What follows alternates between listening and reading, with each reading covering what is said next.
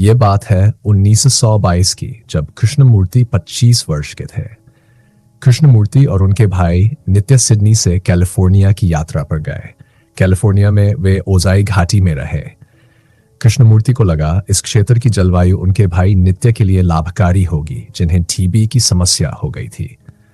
नित्य का बिगड़ता स्वास्थ्य कृष्णमूर्ति के लिए चिंता का विषय बन गया था। पहली बार दोनों भाइयों पर थियोसॉफिकल सोसाइटी के अधिकारियों का सीधा नियंत्रण नहीं था। दरअसल थियोसॉफिकल सोसाइटी की एक सदस्य यानी बेसेंट द्वारा कृष्णमूर्ति को बचपन में गोद लिया गया था। वे उन्हें विश्व शिक्षक की भूमिका निभाने के लिए तैयार कर रहे थे। उन्हें ओजाई घाटी बहुत अनुकूल लगी। अंततः समर्थकों द्वारा गठित एक ट्रस्ट ने उनके लिए एक कॉटेज और आसपास की संपत्ति खरीदी और वह कृष्णमूर्ति का आधिकारिक निवास बन गया। अगस्त और सितंबर 1922 में कृष्णमूर्ति एक विचित्र जीवन बदलने वाले अनुभव से गुजरे। इसे विभिन्न रूपों में आध्यात्मिक जागृति, मानसिक परिवर्तन और शारीरिक पुनर्संवेदनशीलता के रूप में वर्णित किया गया है। प्रारंभिक घटनाएं 2 अलग अलग चरणों में हुई।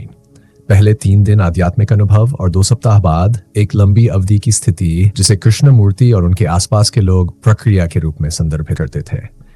यह स्थिति बार बार और विभिन्न तीव्रता के साथ तब तक होती रही जब तक उनकी मृत्यु नहीं हो गई।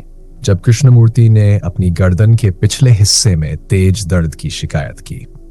अगले 2 दिनों में लक्षण बिगड़ते गए, जिसमें बढ़ता दर्द और संवेदनशीलता, भूख ना लगना ये और कभी कभी भ्रमपूर्ण बातें शामिल थीं। उन्होंने बेहोशी में गिरने का आभास किया, लेकिन उन्होंने बताया कि वे अपने आसपास की स्थिति के प्रति पूरी तरह से जागरूक थे और उस अवस्था में उन्होंने मिस्टिकल यूनियन का अनुभव किया। अगले दिन लक्षण और अनुभव तेज हो गए, जो विशाल शांति की भावना के साथ चरम पर पहुंच गए। इसके बाद ये लगभग हर रात की घटना बन गई। बाद में ये प्रक्रिया विभिन्न दर्द, शारीरिक असुविधा और संवेदनशीलता के साथ होने लगी, जिसमें कभी कभी बाल समान स्थिति में गिरना और चेतना का लुप्त होना शामिल था। उनके नोटबुक से यह स्पष्ट है कि दूसरेपन का यह अनुभव उनके जीवन के दौरान लगभग लगातार उनके साथ था और इससे उन्हें सुरक्षित होने की भावना मिलती थी। कृष्णमूर्ति ने इसे अपने नोटबुक में वर्णित किया है। मैं सुबह जल्दी एक दूसरेपन की मजबूत भावना के साथ उठा। एक दूसरी दुनिया जो सभी विचारों से परे है, जहां संवेदनशीलता में वृद्धि होती है। न केवल सौंदर्य के प्रति संवेदनशीलता, बल्कि सभी अन्य चीजों के प्रति भी। घास का एक तिनका भी आश्चर्यजनक रूप से हरा मालूम होता था। उस एक तिनके में पूरा रंग का स्पेक्ट्रम समाहित था। यह तीव्र और चमकदार था। यह दूसरापन उनके दैनिक घटनाओं में भी उपस्थित था। वे लिखते हैं कि यह अजीब है कि 1 या 2 साक्षात्कारों के दौरान वह ताकत व शक्ति कमरे को भर रही थी। यह मेरी आंखों और सांस में थी।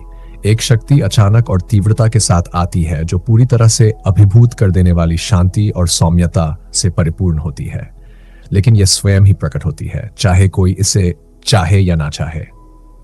इसके आदि होने की कोई संभावना नहीं है, क्योंकि यह कभी नहीं थी और ना ही कभी होगी। 1922 की प्रारंभिक घटनाओं के बाद से कृष्णमूर्ति के अनुभवों के लिए कई स्पष्टीकरण प्रस्तावित किए गए हैं, लेकिन सभी स्पष्टीकरण और परिभाषाएं निष्कर्षहीन थीं। जैसा कि कृष्णमूर्ति के बायोग्राफर रोलैंड ने वर्णित किया है, कृष्णमूर्ति के साथ जो भी हुआ, चाहे उसका कारण या वैधता जो भी हो, लेकिन वह कृष्ण के लिए एक विनाशकारी मील का पत्थर थी। इस समय तक उनकी आध्यात्मिक प्रगति, चाहे वह कैसी भी रही हो, थियोसॉफी के सदस्यों द्वारा गंभीरता से योजनाबद्ध की गई थी। अब कुछ नया हुआ था, जिसके लिए कृष्ण का प्रशिक्षण पूरी तरह से उन्हें तैयार नहीं कर पाया था। यह उनके पास स्वयं आई थी और इसे उनके मार्गदर्शकों द्वारा उनमें नहीं डाला गया था। इसने कृष्ण को आत्मविश्वास और स्वतंत्रता की नई भावना के साथ भर दिया था। जैसे जैसे इन रहस्यमय अनुभवों की खबरें फैली, कृष्णमूर्ति की इस चमत्कारी स्थिति के बारे में अफवाहें बढ़ती गई। बढ़ती प्रशंसा के समानांतर ही कृष्णमूर्ति की असुविधा भी बढ़ रही। प्रमुख थियोसॉफिस्ट और उनकी सोसाइटी के भीतर राजनीति शुरू हो गई। विभिन्न पार्टियों द्वारा एनलाइटनमेंट की असाधारण घोषणाएं की गई, जिनका अन्य द्वारा खंडन किया गया। थियोसॉफिकल सोसाइटी में हो रही राजनीति ने कृष्णमूर्ति को और अलग थलग कर दिया। कृष्णमूर्ति ने कहा कि हर चीज की अधिकता बुरी होती है। दरअसल कृष्णमूर्ति थियोसॉफिकल सोसाइटी में हो रही राजनीति से नाखुश थे। इस दौरान नित्य का स्वास्थ्य लगातार खराब होता रहा। 13 नवंबर 1925 को 27 वर्ष की आयु में नित्य फ्लू और टीबी की जटिलताओं को सहन ना कर सके और उन्होंने शरीर त्याग दिया। नित्य के खराब स्वास्थ्य के बावजूद उनकी मृत्यु अप्रत्याशित थी। इस मृत्यु से थियोसॉफी और थियोसॉफिकल सोसाइटी के नेताओं में कृष्णमूर्ति के विश्वास को मूल रूप से हिला दिया। कृष्णमूर्ति को नित्य के स्वास्थ्य के बारे में आश्वासन दिया गया था और उन्हें विश्वास कराया गया था कि नित्य उनके जीवन मिशन के लिए आवश्यक है और इसलिए उन्हें मरने नहीं दिया जाएगा। नित्य उनके परिवार और बचपन से अंतिम जीवित संबंधी थे। वही एकमात्र व्यक्ति थे जिनसे कृष्णमूर्ति खुलकर बात कर सकते थे। वे उनके सबसे अच्छे मित्र और साथी थे। इस खबर ने उन्हें पूरी तरह से तोड़ दिया। लेकिन नित्य की मृत्यु के 12 दिन बाद वे अत्यधिक शांत, दीप्तिमान और सभी भावनाओं और भावुकता से मुक्त हो गए थे। उनके भीतर जो कुछ भी गुजरा था उसकी अब कोई छाया नजर नहीं आ रही थी। अब वह पूर्ण रूप से बदल चुके थे। कृष्णमूर्ति के जीवन में इस परिवर्तनकारी अनुभव के बाद उन्होंने थियोसॉफिकल सोसाइटी से दूरी बनाना शुरू कर दी। उनकी शिक्षाएं अब उस मार्ग से हटने लगीं जिसे थियोसॉफिस्ट्स ने उनके लिए निर्धारित किया था। उन्होंने ये घोषित किया कि सत्य एक मार्गहीन भूमि है और इस विचार को दृढ़ता से आगे बढ़ाया कि किसी भी संस्था, धर्म या गुरु के माध्यम से सत्य तक नहीं पहुंचा जा सकता। 1929 में उन्होंने थियोसॉफिकल सोसाइटी के अंतर्गत आने वाले ऑर्डर ऑफ द स्टार को भंग कर दिया, जो उन्हें विश्व शिक्षक के रूप में स्थापित करने के लिए बनाया गया था। उन्होंने अपने अनुयायियों से कहा कि वे किसी भी प्रकार की आध्यात्मिक या धार्मिक सत्ता को स्वीकार ना करें और स्वयं अपने भीतर सत्य की खोज करें। कृष्णमूर्ति का यह निर्णय थियोसॉफिकल सोसाइटी और उसके नेताओं के लिए एक बड़ा झटका था। आने वाले वर्षों में कृष्णमूर्ति ने दुनिया भर में यात्रा की, व्याख्यान दिए और संवाद के माध्यम से अपने विचारों को साझा किया।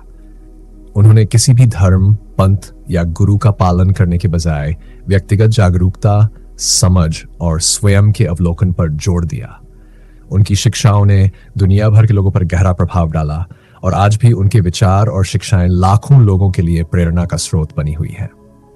कृष्णमूर्ति ने अपने जीवन के अंत तक किसी भी संगठन, धर्म या राजनीतिक विचारधारा से जुड़ने से इनकार किया और हमेशा इस पर जोर दिया कि प्रत्येक व्यक्ति को स्वतंत्रता, प्रेम और समझ के मार्ग पर चलना चाहिए।